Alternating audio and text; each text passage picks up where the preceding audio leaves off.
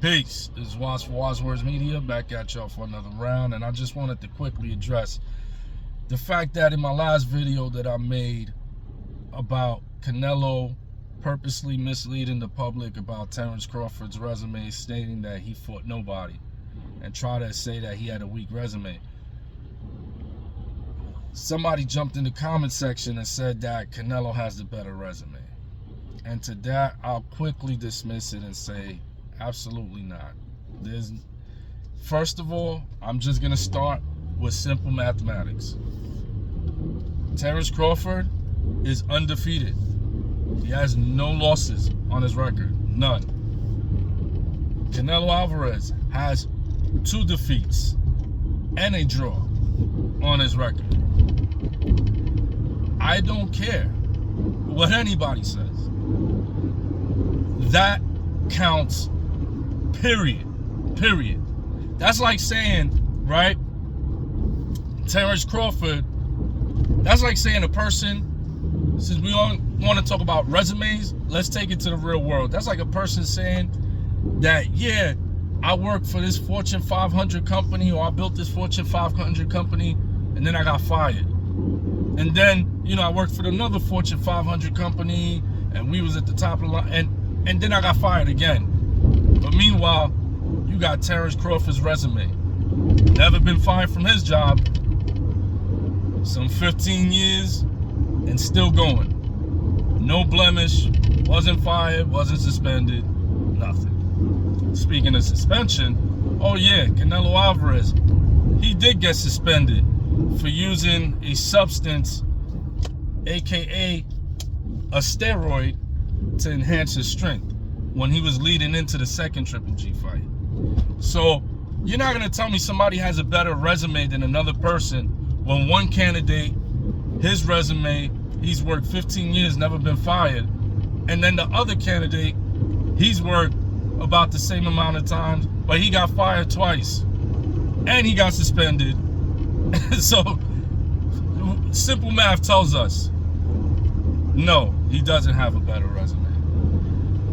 And I know a lot of y'all like to hang y'all hats on the fact that Canelo Alvarez, he has fought legends like Floyd Mayweather and Sergey Kovalev and Miguel Cotto and Shea Mosley. But look, when did he fight these guys? When he fought Sergey Kovalev, that wasn't the Crusher. He didn't fight the Crusher. Let's get that straight. He didn't fight the guy who was one of the top pound-for-pound fighters at the time. That was not who he fought. Andre Ward fought the Crusher and knocked him out. Not Canelo.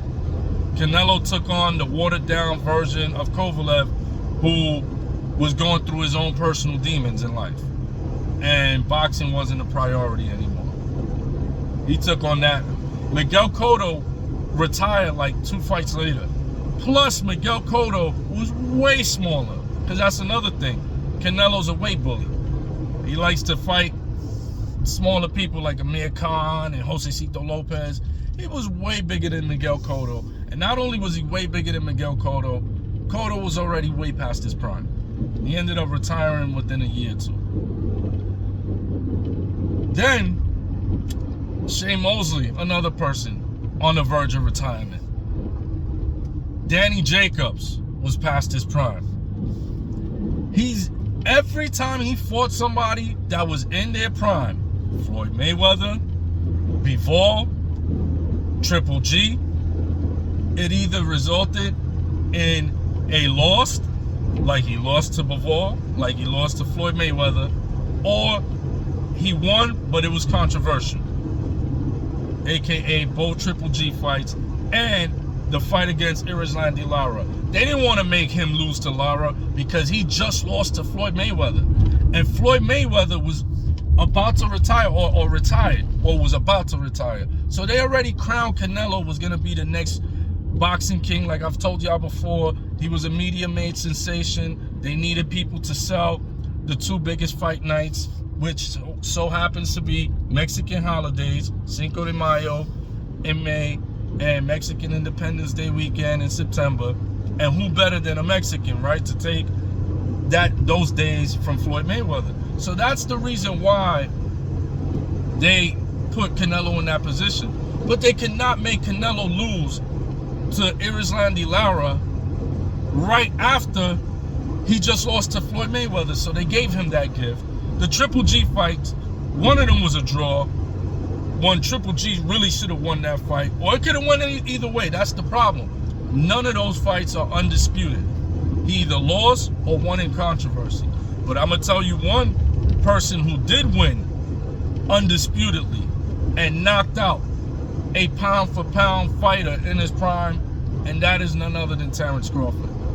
And that's another reason why Terence Crawford's resume is far better than Canelo's, because Terence Crawford, name one person that Canelo Alvarez beat on his resume that was in the top 5 pound-for-pound at the time. Name one. Name one that he clearly beat. We're not going to say Triple G because that was controversial.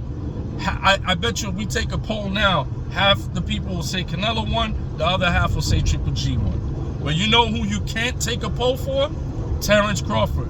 Because he beat Errol Spence, who was easily one of the top 3 in boxing at the time that they fought. That's why that fight was a mega fight. Because many people say that those were the top 2. And in my opinion, they definitely were the top 2 in the sport of boxing. So you had 2 people, same weight class, no weight bully stuff, no making somebody come up 2 weight classes, none of that. Both fighters who cleaned out an entire division took on each other head to head and made a best man win. Whoever wins will be crowned the best in that division. And guess who won? Terence Crawford. And it wasn't even close, by a landslide. He knocked down Errol Spence 3 times before the knockout. Come on, man. So there's no way. Name a fighter who was higher ranked than Errol Spence that Canelo destroyed. He didn't.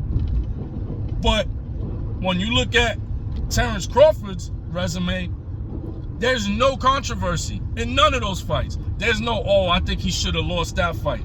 None. And there was nobody that he beat that was higher on the pound-for-pound list than Terence Crawford, than Errol Spence. Errol Spence was top 3 pound-for-pound, and he beat him without any controversy. So yeah, man, I'm not going for that, man. I'm not jacking it. Canelo Alvarez, his resume has names, but he fought a lot of these guys past their prime. And when he did fight people in their prime, he lost. He lost to Bivol. I never seen a person become a superstar after taking an L. That's how you know he was a media-made sensation. He lost to Floyd Mayweather and his career took off. When do you ever see that in boxing? That's how you know it was a media-made sensation. They brainwash you to think that this guy was greater than he actually is. But he's not that great.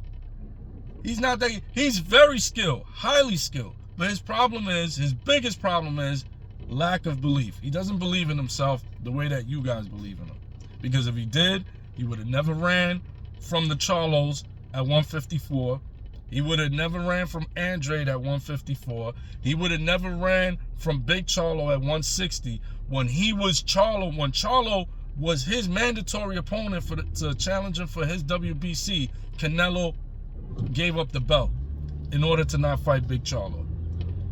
He dodged Andrade at 160, moved to 168, avoided Bivol. He doesn't fight the top competition in any weight class. He just didn't. And when he did, we can debate it. We can put a poll. 50% will say that Golovkin won, 50 will say Canelo won. Or he lost, like Mayweather and Bivol. So yeah, man, you ain't gonna tell me a guy that got fired 2 times and got suspended on his resume is better than a guy with a clean resume of 15 years, no suspensions, never been fired.